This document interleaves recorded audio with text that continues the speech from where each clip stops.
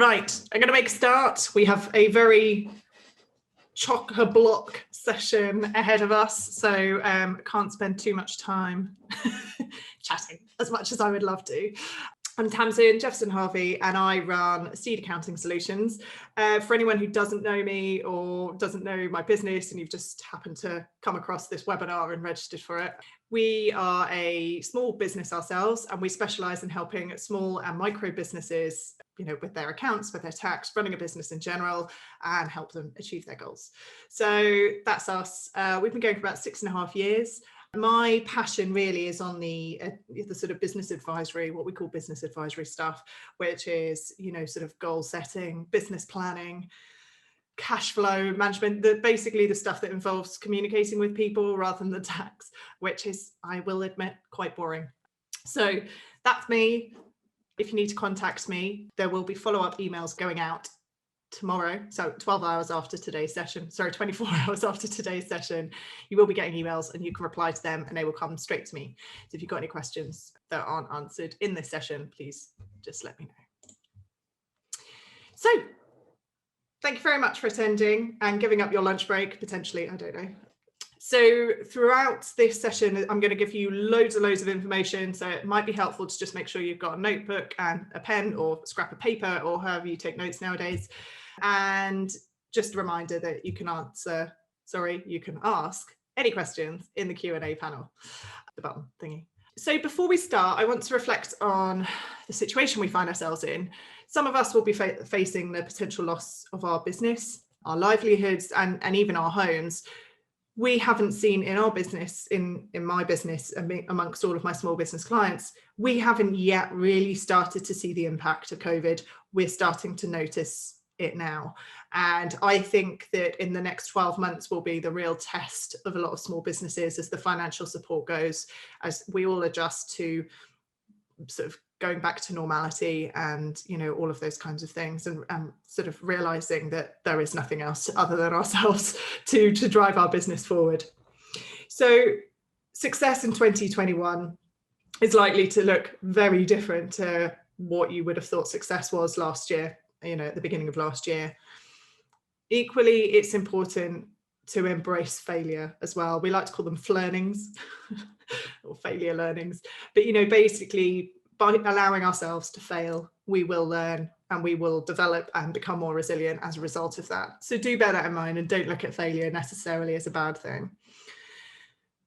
What is important is that we are all in this together. And this is what this quote really brings to light, is that the more we all do to support each other, the better we will do. And that's why we're here to support. It's why I'm part of many business communities, and we love to sort of provide help and advice wherever possible. And I think it's really where that sense of community in the last year has flourished, generally online, but in lots of Facebook groups, networking events and things like that. People have come together in a way that I've never really seen in the small business world.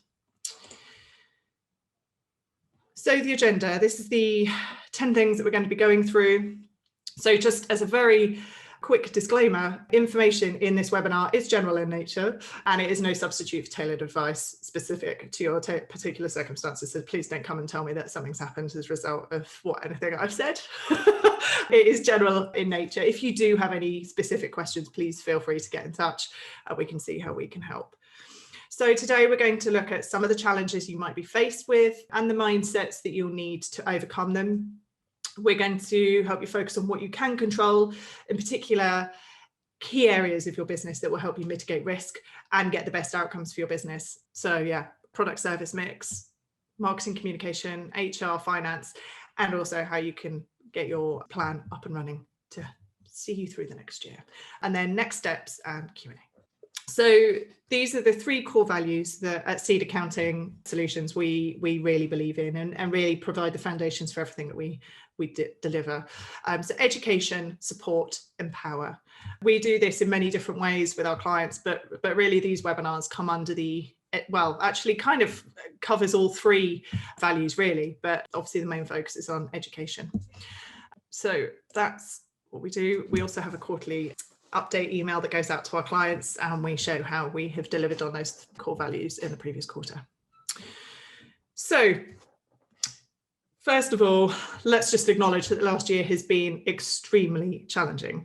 For some of you, the biggest challenge you face is whether your business will even survive, the next 12 months. But I do hope that by the end of this webinar, you feel confident about the steps you can take to give your business the best chance of survival and even growth. In some cases, there's just not going to be anything that can be done. But hopefully, let's stay positive and think that, you will come out one way or another without being sort of on your knees. The needs for every business right now are going to be different, but there are likely to be some common themes and challenges that we can use to form key goals for the next year. And I'm aware that, some of the people on this webinar have, for example, online businesses or e-commerce businesses, for example, and you may well have actually seen a huge increase in sales, or you may have seen like a positive impact on your business as a result of COVID. But I have also seen, for example, on Instagram and on various social media channels, that people who have seen an upturn in that have now seen a downturn since all the shops opened. So there's lots and lots of things that we're going to see. And this webinar isn't just about those who have been significantly impacted. It could be for anybody who's just set up your business and just need some help along the way. So the types of challenges you might be facing include the new break-even level you need to achieve. Now, this is, how much you need to sell in order to cover your costs, basically, so that you have zero, so that you're not making a loss. The changes you need to make to your product or service mix, the HR changes you might need to make, for example, hiring new team members or outsourcing tasks. Now, just bear in mind that when I talk about HR and I talk about team members and outsourcing and things, even if you're on your own, this will be relevant to you as well. The government support that may be available to help you get back to business. There are a few grants and loan schemes still going out. Furlough's obviously going on until September at the moment, and we don't know what else is going to be announced.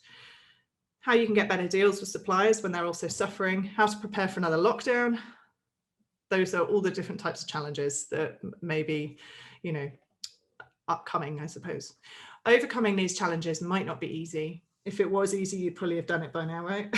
So it's really key to set aside time to work on your business and develop your strategy for getting back to business. So one of the first steps you can take is to develop or update your risk register to help you profile your risks and establish your focus. Now, we did a webinar way back in the first lockdown about business recovery planning. In fact, it wasn't even business recovery planning, it was continuity planning. So we actually did it in response to the first lockdown for those businesses that had suddenly had to close. And so it was those kinds of things. So you may already have a risk register that you have completed as part of the webinars that we provided back then. If not, we do have a template that we can send you if you want. But ultimately, what it is just an exercise where you identify all of the possible risks in your business, and you sort of allocate an impact score to that. Is it, so as you can see there on a scale of 1 to 5, insignificant to significant. Now, what I suggest doing in this is literally just going totally wild. It could be absolutely any risk. Don't be cautious. Don't just think about the realistic ones. Think about anything that could be around the corner. You don't know that we're not going to have suddenly, COVID-20 hitting us. I don't know how they number it, but COVID-23 or whatever. Assume that there's going to be another pandemic. What are you going to do? What are the impacts going to be? Now, there are going to be some risks that your business faces that are so significant, but actually are so far out of your control that actually there's nothing that you can do. So it's important with this risk register is that you identify which of the risks you have the most control over. And we will go over that in a little bit more detail further on. So it's about identifying the risks that you can control and the ones that are going to have a significant impact to your business. And there may be lots of little ones that, compounded can give you a huge impact. So just bear all those things in mind. So the key areas, that's over there on the right of the screen. Those are the different areas that you might want to consider the risks of. And again, we'll go into those key areas in a little bit more detail shortly. So our first mindset is the 5 A's of change. Now, I know I'm preaching to the converted here when I talk about embracing change. I'm pretty sure We've all been dealing with that for the last 12 months, all the pivoting and adapting and whatever words that we've all started using. But change has been commonplace for the last at least 12 months, 15 months. So I'm just going to share a few mindsets, and we're starting off with this one, which is the 5 A's of change. The first step is awareness. Change is needed, and without change, your business is going to be impacted. Are you aware of all the necessary changes? Probably not. We don't know what we don't know. It's called unconscious incompetence. Hopefully by the end of today's webinar, you'll be a bit clearer on some of the changes that you might need to implement. The second A of change is acceptance. To get back to business, we must accept that we need to make these changes. It's all well and good identifying the changes, but if we don't accept and actually, next one, take action, if we don't accept the fact that those changes need to take place and then we don't actually action them, you're just sitting on something, basically. Without action, there will be no change. We must determine the actions we need to take as part of a plan for getting back to business. If you're anything like me, awareness, acceptance, and action is not going to be enough.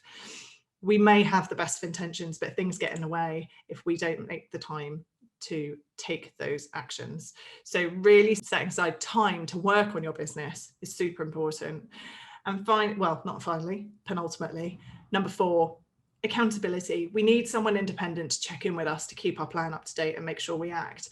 I'm dreadful. I mean, as an accountant, we have deadlines. Basically we are held accountable by HMRC, Companies House, our own accountancy bodies, and all of that. Like, we have to, do work by a certain deadline.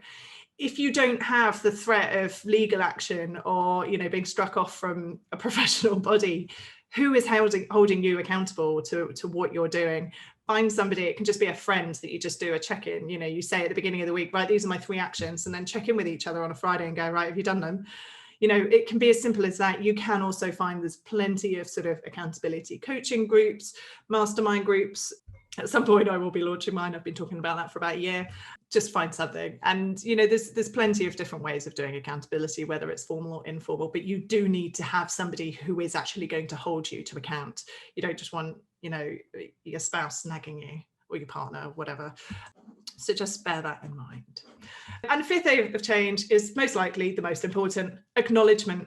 Change isn't easy, and we really have to acknowledge and celebrate the changes we're making, no matter how big or how small they are. And it's more likely if we do that we'll then maintain the actions and changes in the future. So the results mindset, this helps us keep the change accelerator, basically, and keeps everything going. So we know that we can't keep doing what we've always done if we want different results. So how do we ensure we get the results that we want?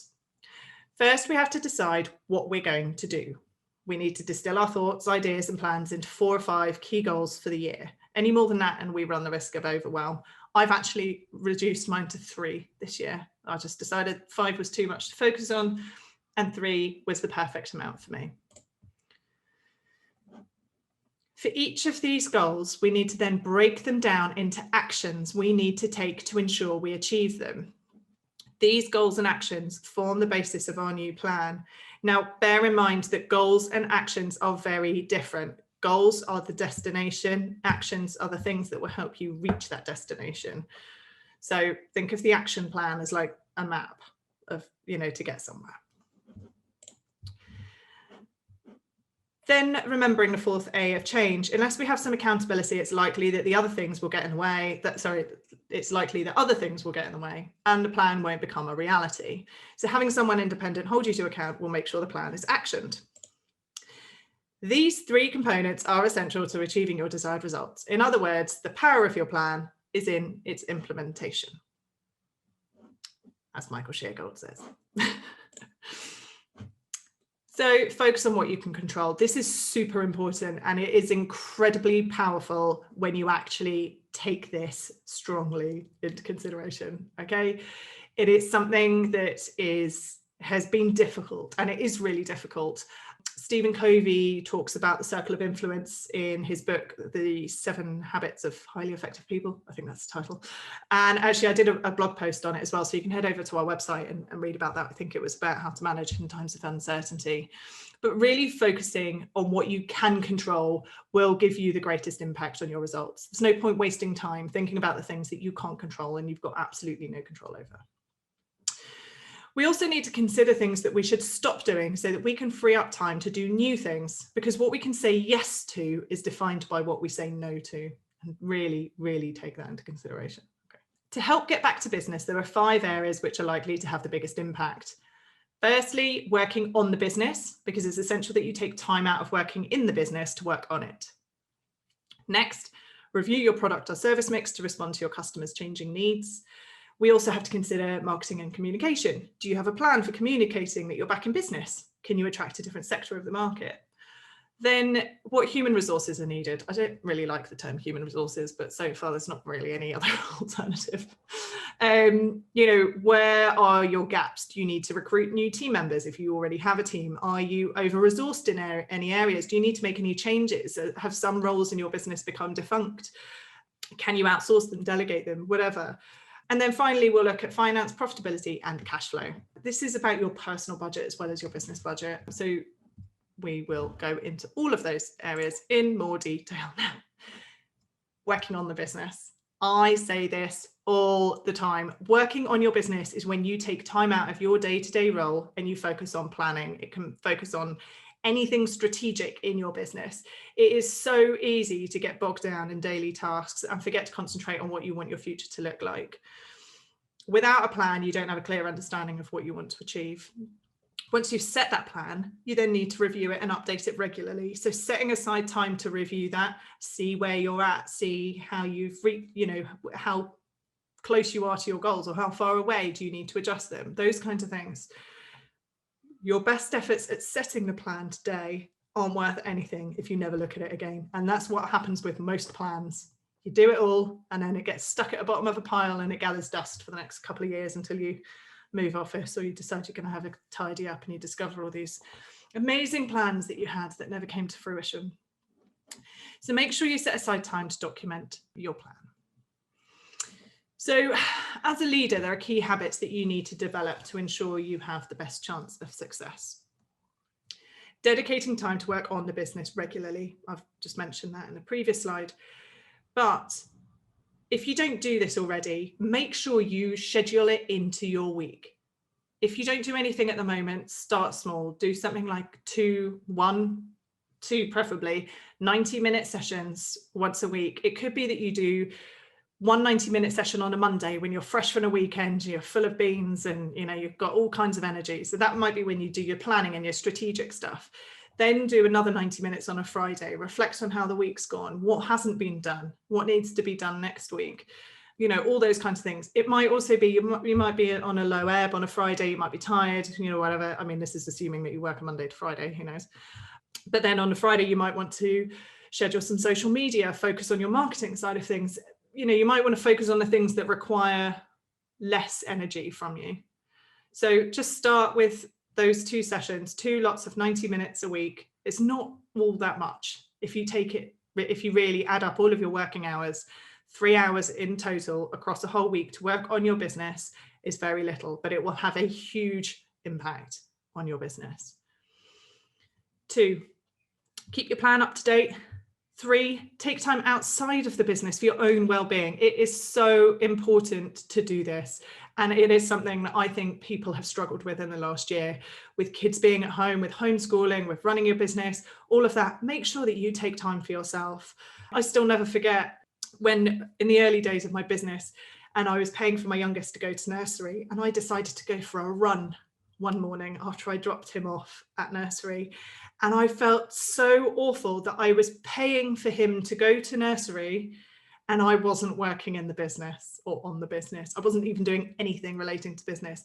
But actually, it is something that has stuck. And I still to this day continue to do a long run once a week in school or working hours. And that is just for me. And it's so, so important to make sure that you take time for yourself, for your own well-being. That's mental, physical, holistic well-being.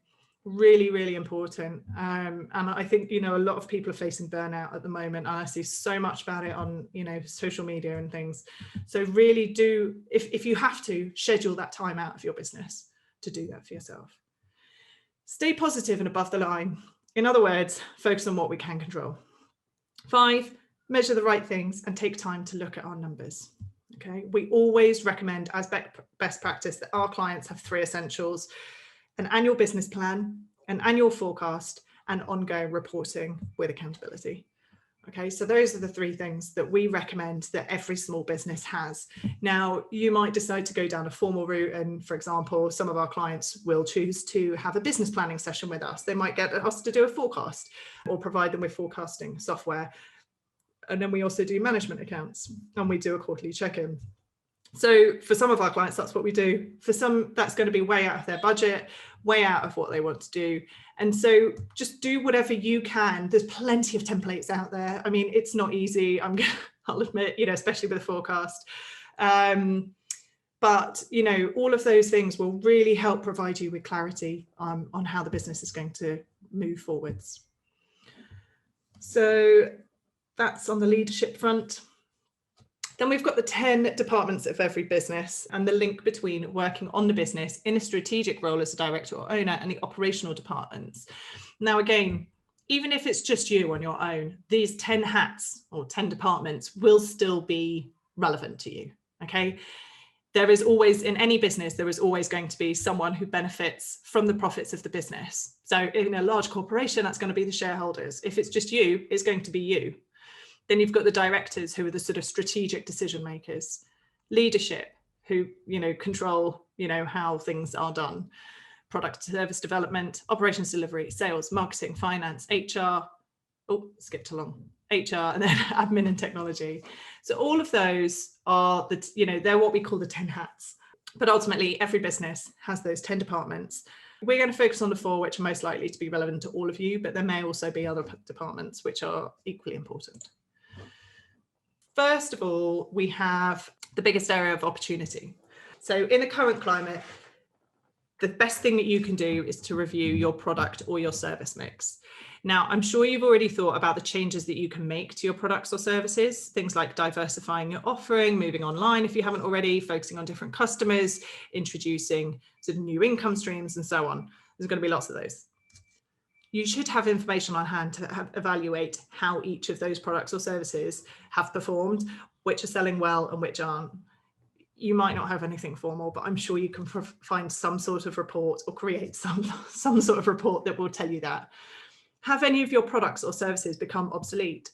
Are there any complementary products or services that you can add to your mix? And when I say complementary, I mean like, the ones that go nicely alongside rather than free. So here's a useful framework for you to make a plan. This is called the Ansoff Matrix. You may have seen it before. I hadn't until recently, but it's really useful to help you determine your marketing strategy and understand the risks when expanding your offering.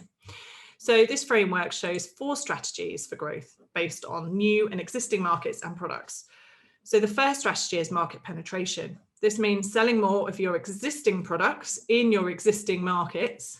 And there are so many ways to do this. For example, communicating more with customers so they're aware of your full offering, upselling to, existing clients, getting people to buy more, regularly from you, starting a loyalty program to encourage customers to buy more often.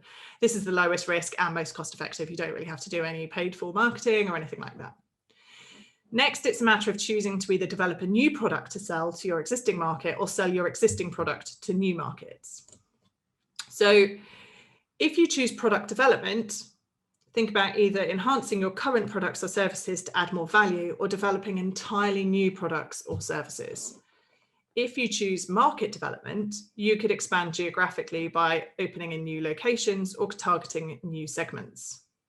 And then the final strategy, diversification, involves both new products and new markets. This is incredibly high risk and it's going to cost you a lot because you're basically stabbing your finger in, stabbing in the dark, finger in the wind. It's, you don't know what's going to happen. And to be perfectly honest, I would highly recommend avoiding this, especially in times of uncertainty. So you basically go for 1, 2, or 3.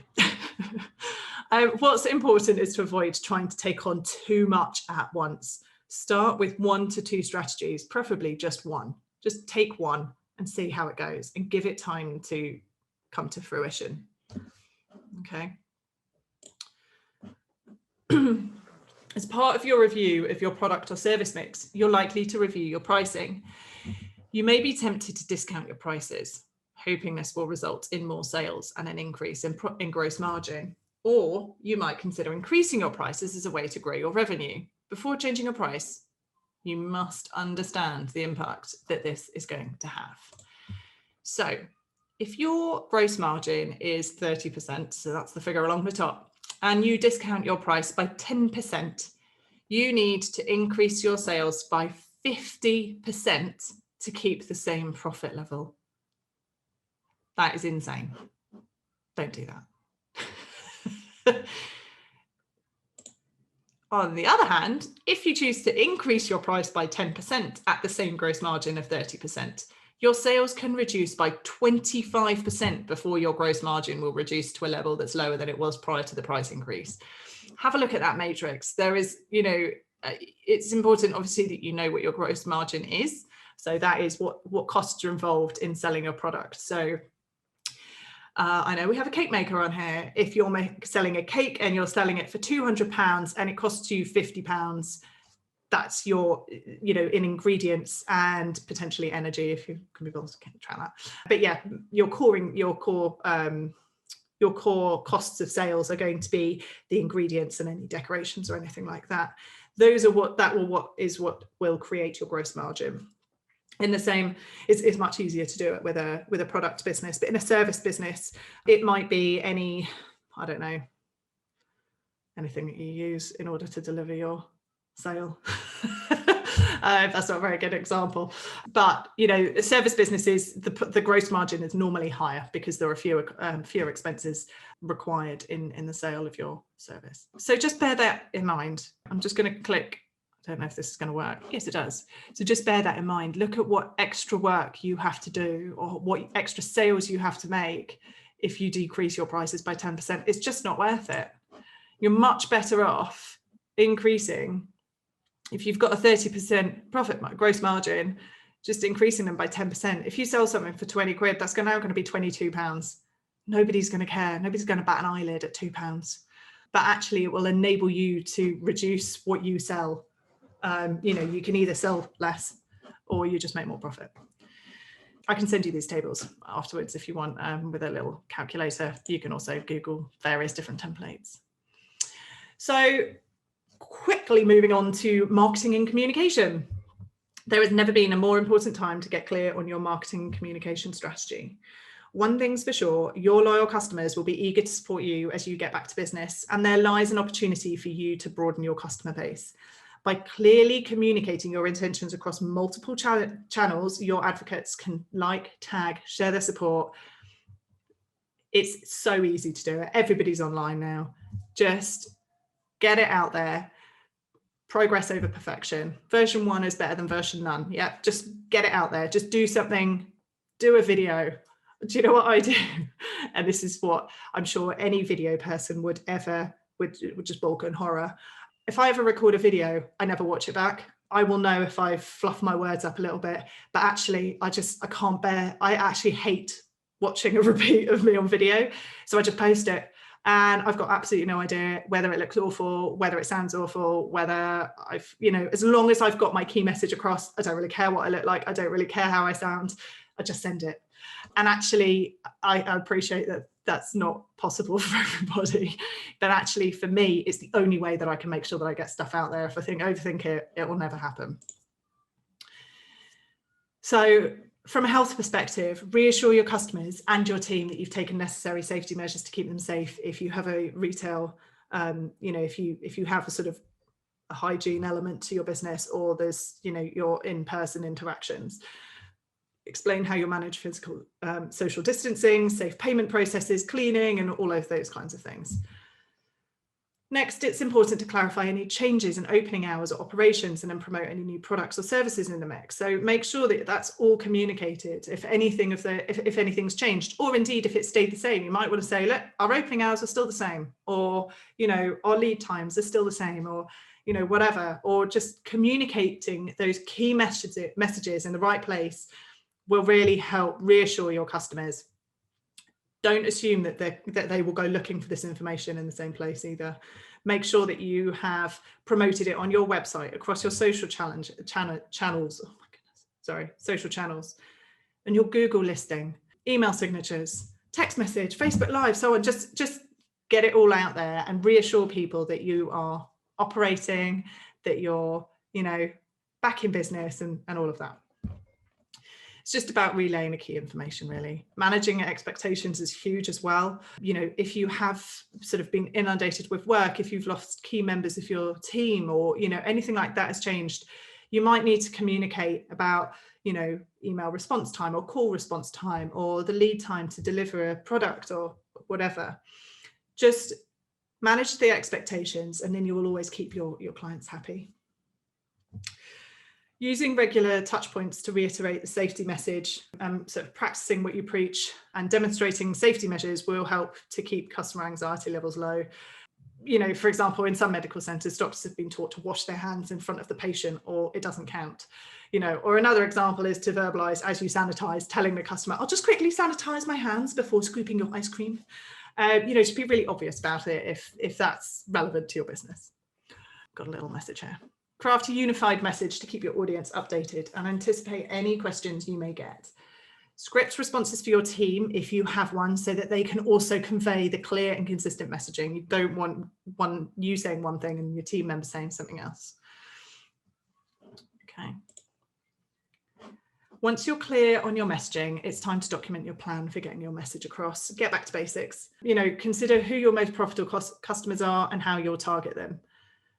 What specific marketing personas do you want your marketing to speak to? Create a clear plan to deliver visually engaging content across your marketing channels to promote awareness of your offering.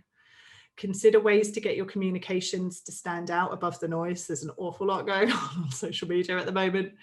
Get creative and consider new promotions. Perhaps it's time to celebrate customers who are loyal to you during a crisis, or deliver co-marketing with other non-competing businesses. There's a lot of collaboration opportunities at the moment. Whatever your strategy, stick to your brand values, put yourself in your customer's shoes, and make it easy for them to do business with you. Marketing is about momentum, which starts with a few simple activities. And it is one of those things that you just need to put in the legwork, and eventually you will get those gains. It can seem like you're not getting anywhere, but actually, if you consistently stick to your marketing plan, you will eventually in time see the gains. And I was just thinking about a post that I did recently, a blog post about the plateau of latent potential. So check that out if you want to know about marginal gains and feeling like, you've implemented new habits and new things and they haven't necessarily worked out. And quite often it's just that where you expected to be was way further than actually where you are. And incrementally, it will all pay off in the end. So HR is another hugely important consideration. Can you afford to keep all of your existing team on board with your changed product or service mix? Do you need to recruit new people? Do you need to adjust some of the roles that some of your people currently carry out? You need to have a think about how you want your structure to be in your business before you then look for new employees. So shape new roles based on what the business needs rather than attempting to shape existing people into new roles. So have a think, just pretend that nobody exists in your business, write down what you need, and then work out whether people can be shifted into those other roles. Having the wrong person in a role can be really damaging in the long run, both for them and your business. And it might be the easy option rather than having that difficult conversation of saying to somebody, actually, we don't need you anymore. But trust me, and I've made the mistake myself, it will be damaging in the long run. And actually, if you respect that person and you have a good relationship with them, it's best to do that and be honest with them. It is business at the end of the day. And it might be difficult for a couple of hours after you've done that and you've had that conversation, but afterwards it'll be fine. I promise. So think about your business as a bus. You're the driver and your team members are the passengers. Who's currently on it? Who's definitely along for the ride? And who needs to get off at the next stop? Just have a think about that. So apart from being the driver, are there any other responsibilities you should take on? In other words, you may find that with reduced sales or a change in your product mix, that you might have capacity to put back on some of the hats that you've previously taken off. For example, you may be able to take on the role of the salesperson instead of employing somebody full-time as a salesperson. Or maybe you could outsource your marketing department instead of having an in-house resource. You may have already reduced the size of your team significantly and now need to recruit to keep the business moving. Either way, every business should be reviewing their HR needs and ensuring their bus is the right size with the right passengers on board, and that together you're in the best possible space to support each other to perform. Team wellbeing. This is so important. I'm not going to go into too much detail because, you know, it is relevant when you've got a lot of team, but it does also apply to yourself. I've already mentioned making time for yourself outside of the business, but it's really important that you also look after your team's well-being if you have them. So the Healthy Mind Platter is basically made up of 7 activities which we should do daily to support a healthy mind. So physical time, so exercising and moving our bodies, downtime or chilling out, where we intentionally let our minds wander, playtime, where we do something fun, be childlike and encourage joy. If you have children, an example of this might be having a Nerf war or dressing up. Not going to lie, I quite enjoy a bit of a Nerf battle. Sleep time, it's an obvious one, but it's so important to make sure that you get your quality sleep, and that's going to be different for everyone. Time in. This is spending some time reflecting inward. It might be journaling your thoughts, it might be doing some yoga or meditation, whatever works for you, but just make sure that you do have some time to just sit and be with yourself. Focus time. This is focusing on one thing with discipline, not multitasking, which we're all programmed to do at the moment. And lastly, connecting time is so essential, both connecting with other people, with nature, you know, all of those kinds of things. So important, especially after last year. Don't think that these are like, you know, you've got to spend loads of time. I mean, you know, that's 7 things. Literally just 5 or 10 minutes of each of those will help you maintain a healthier mind. And you could have like a little checklist that you just kind of tick off each day if that helps. So that's the Healthy Mind Platter. Then we're going on to finance. Running low on time. So all of what we've talked about so far will have an impact on your finance, profitability and cash flow. It's important to get the right order here. Start off with your personal circumstances and determine your personal budget for the next 12 months. I did a webinar a few months ago on personal budget. If you would like the link to that, let me know. I will go over it in some very basic steps now. But basically the first step in improving cash flow and reducing the stress and strain on your business is to review your personal budget. Because if you can reduce what you need to take out of your business, then you don't need to work as much in your business, or, you know, in order to take out, you know, you can take out less. So what different spending habits have you adopted recently that you should carry on? What old habits or costs can you eliminate? You might have suddenly realized with all the pubs and restaurants closing that you're saving some insane amount of money every month. You know, can you reduce your sort of going out bill? It is important, obviously, that we, you know, support business and the economy and all of that, but it has to start with you. And if you're working yourself to the bone in order to fund your lavish lifestyle, is it really worth it? Have a look and balance out those sort of the cost benefit of that. So once you've got an idea of potentially what money you need out of your business, you can then go to your business budget. This is a more complicated exercise than your personal one, as it pulls together all the different scenarios that you're planning. So, you know, it's going to have to take into consideration any new products or services that you've introduced, how to project as best you can what those predicted sales and costs will be on those.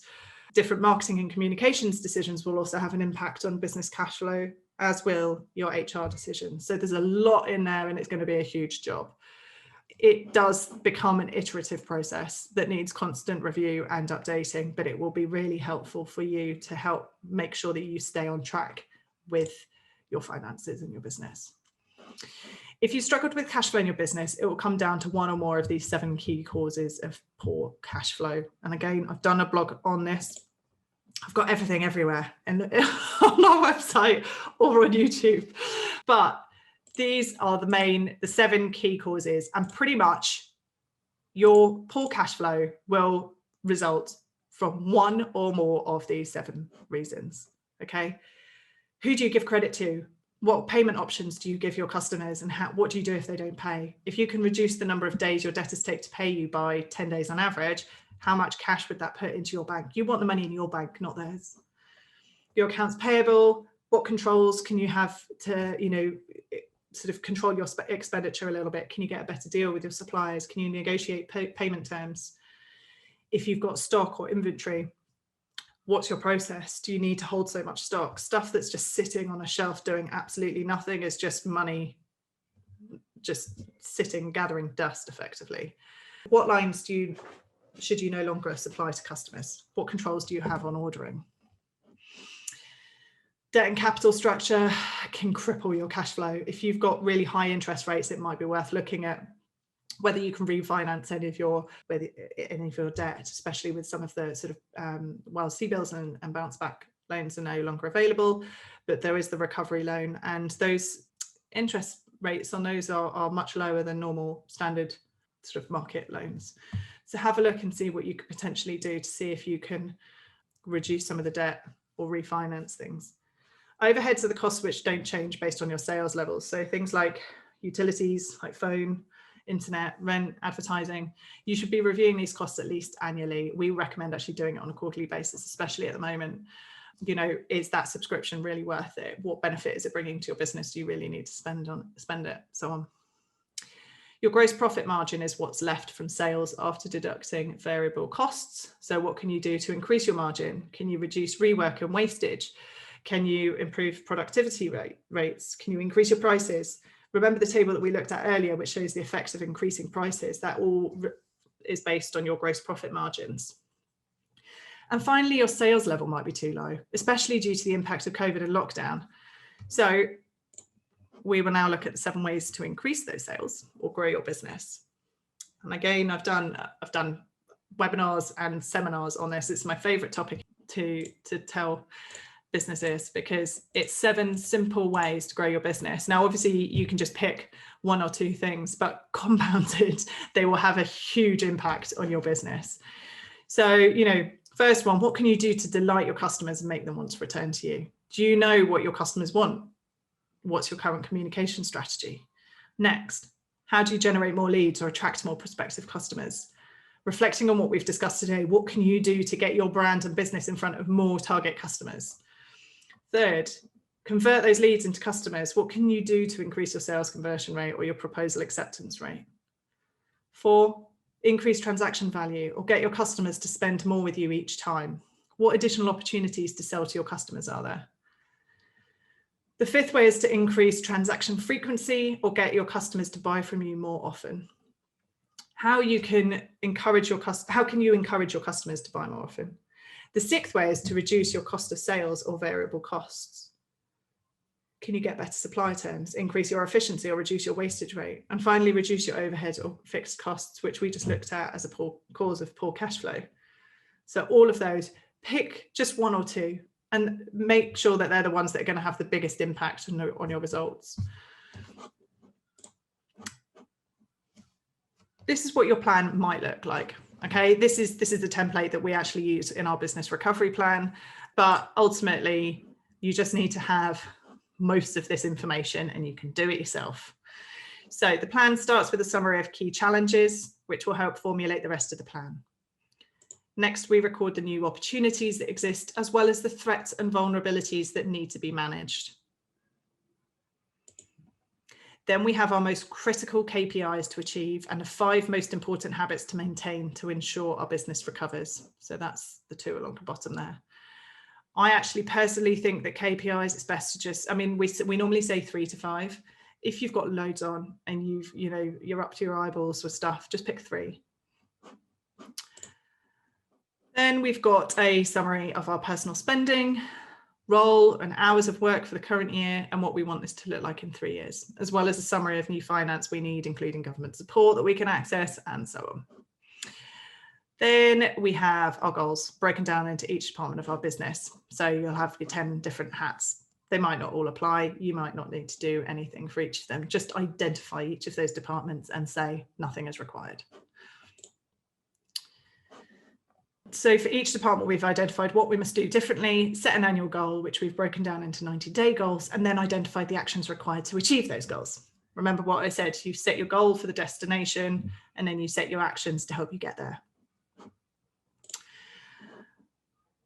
Our goals all relate to the challenges, opportunities, vulnerabilities, threats, and habits that we've identified in the plan.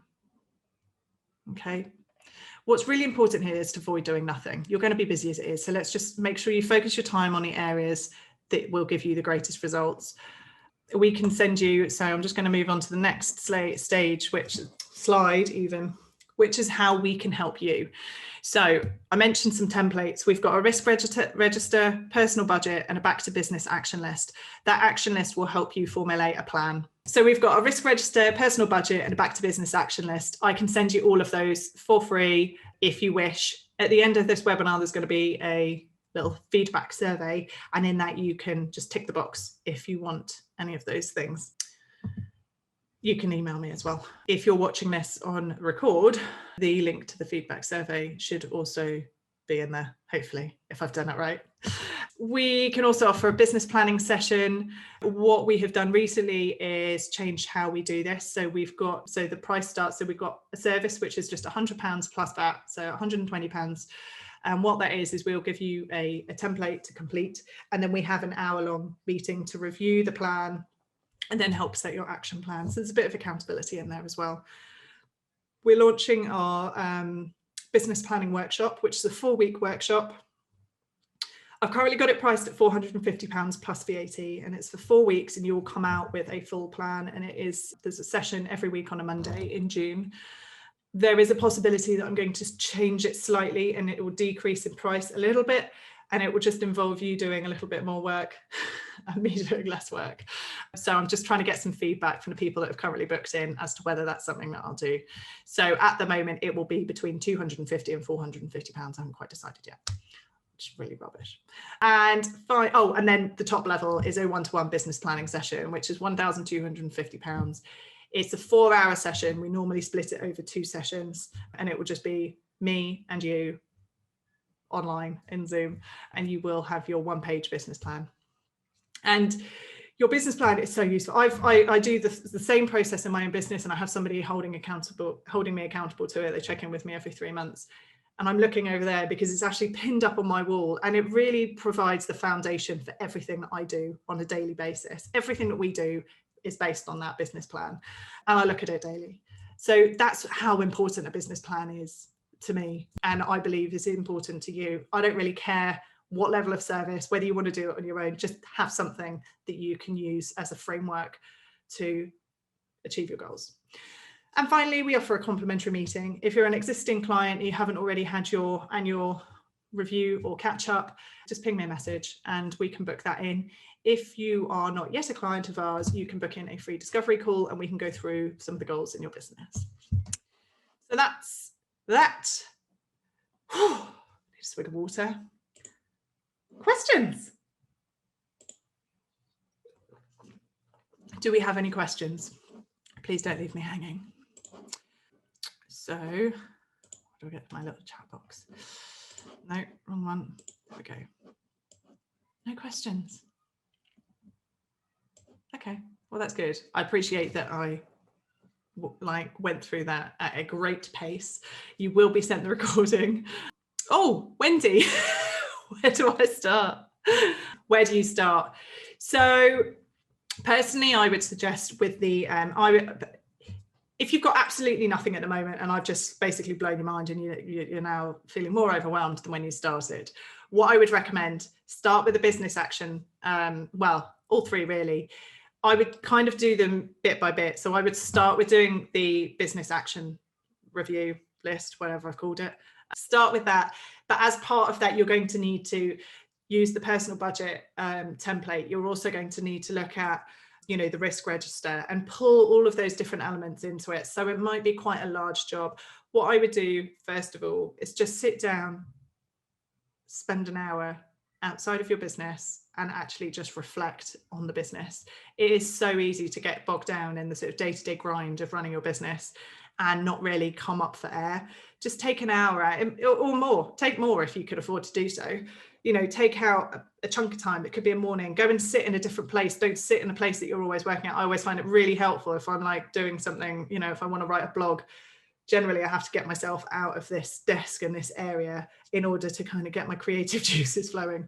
So think about just, taking yourself out of a normal working situation and a normal working environment and just sit down, have a look at your sales, have a look at the products that have sold, You know, have you got, you know, it's a bit like when Gordon Ramsay does Kitchen Nightmares, you know, and he goes in and all these people have these menus of like 30 pages with all these different things, and he just gets rid of them and he has like 5 different items. If you've got like loads and loads of services or loads and loads of products that you offer, and actually really your customers are only interested in, I don't know, 5 of them, well, maybe it's worth just looking and seeing whether it's actually worth offering those other ones. It's something that we really focused on a couple of years ago. We got really distracted by, you know, lots of new and exciting tools and, you know, software and things. And actually what I decided to do was just cut them all out and focus on our core services. And I found that really helped just refocus everything in our business and get those awesome and ticking over nicely and, you know, working to a, you know, top-notch level. And then you can think about what else you want to add in. So I think sometimes just having that sort of period of reflection is really where you need to start. Look at what you need to do. You know, what do you need to do? Does anything need to change? What do you need to start, stop, and continue doing? That's a really good exercise as well.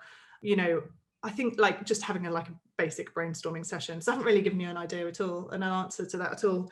But I think it kind of depends on where you are with your business. But I would say, you know, oh, good, thanks.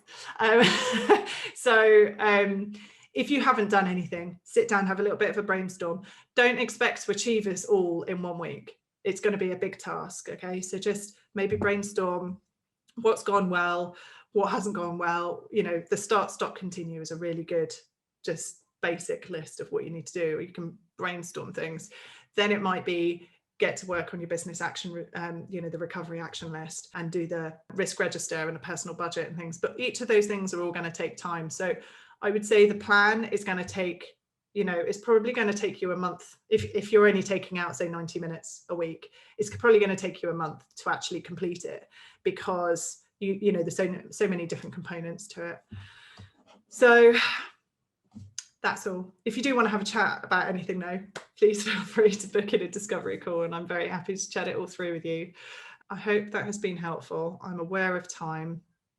I can't believe I've overrun. I've been so good at sticking to time in my recent webinars. Thank you very much to everybody who has participated, and thank you for your questions. And our final parting thought, if my clicker works: the most successful people see adversity not as a stumbling block, but as a stepping stone to greatness. I just love it. I think it's a great one. So make a plan today for how to overcome the changes and challenges you're facing. Commit to 3 actions. Just 3 actions that you'll take as a result of today's webinar. And they're just going to be the 3 things that you're going to focus on right now or in the next week. That's all you need to do. Write them down, give each of them an owner, which is likely to be you if it's just you and your business, and give yourself a completion date. And if you need our support, we're here for you. In the feedback survey that you will get when I end this webinar, I will ask you for your 3 things of action. So, and I might check in with you if you're lucky. So that's all from me. Thank you so much for giving up an hour of your day to listen to me waffle on. But I hope it's been of use and it's been valuable to you. And I hope that the next year is slightly easier for you than this current one has been.